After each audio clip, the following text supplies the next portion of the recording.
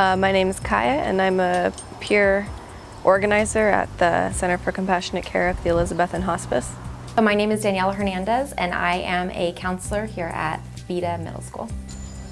I feel as an individual that I've been prepared both because of the training that I went through to work at the hospice and personal experience.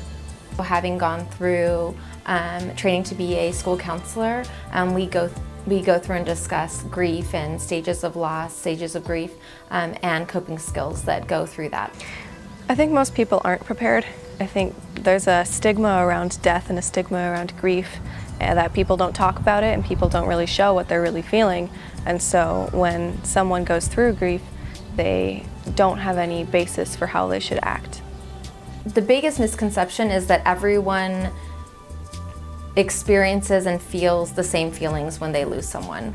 The truth is that everyone experiences grief and loss in a different way. So there's no one way to feel. There's no correct way that you should be feeling when you lose someone. So there's two different kinds of losses. There's primary and there's secondary. Primary loss would be when someone dies. You lose someone and they're gone. A secondary loss would be things such as divorce, incarceration, deportation, where the person is gone from your life but not entirely gone. I think that most of us have experienced at least secondary loss. So I know for myself, I've experienced a primary loss by losing my grandmother, having some of my friends die. So I think throughout the course of my life, I've definitely experienced quite a bit of both primary and secondary loss. People just don't know how to go about it, and really the truth is the best way you can go about it is to just be there for them. People going through loss don't need to hear that you're sorry. They know that it was a bad thing to happen. People who are going through loss don't need to be told it's okay, don't cry. People who are going through loss don't need to be told that it's not their fault, because you really don't know the situation, and as awful as it is, it sometimes is that person's fault. And so it's not up to you as a supportive member of their life to tell them what's what. It's your job to just be there so that when they need to cry and when they need to talk, you're there. I think that the more education we have on anything is better. So I think the more that we can work with others and learn about the different ways that people handle stress and handle grief could be nothing more than just beneficial for everybody. Not only for those that experience the loss, but for those of us that try to support people who are going through loss. I think the more that we can learn and know about how to support people in the stages of grief, the better. Well, there's a lot of different ways to cope. A lot of different people have found different ways. I think very common ones would be expression, art, music, writing, talking, singing, putting your emotions into a physical form that you can express to people non-verbally is a very strong coping skill. And then there's other skills like that are not as tangible, things like building a support system behind you, putting in place healthy time and place to grieve and feel that loss, and being open with the people around you.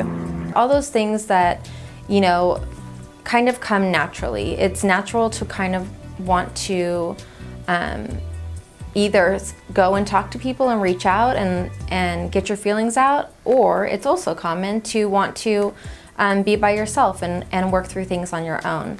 The number one thing I think that's most important for our students to know is if at any time you feel overwhelmed by your feelings, it's really important to reach out to someone that you know and trust that can help support you.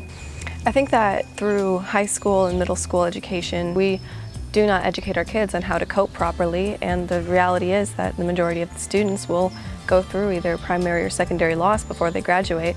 So I think that we should learn those skills. We should learn how to cope, we should learn how to be supportive, so that we have less kids who make bad life decisions during school, dropping out of school and things like that because of the grief that they're going through and their lack of skills to cope with it. So when we have a student who is experiencing a loss here at school, Miss Anita and I try our best to make ourselves available to them.